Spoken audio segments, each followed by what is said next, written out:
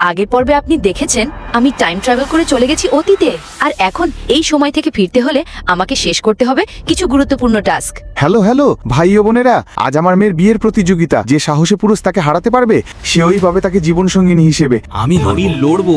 আর পার্বতী সবাইকে হারিয়ে দেয়। এই রাজ্যে কি আর কোনো পুরুষ বাকি নেই? আমি হারাবো তোমায়।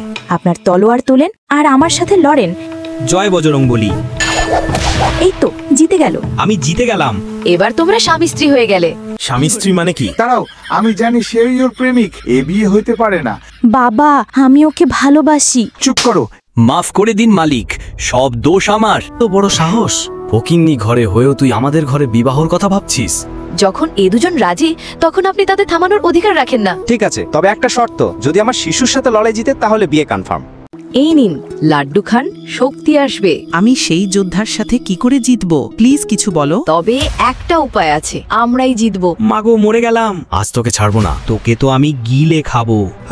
এই লোকটা ভীষণ শক্তিশালী, কিন্তু তবুও তোকে হারাতেই হবে। এই নে, আজ আমি জিতবই। আমার চোখ, এটা ঠকবাজি। আমি জিতে গেলাম। গুরুজি, ওর কথা শুনবেন না, এটা ঠকবাজি।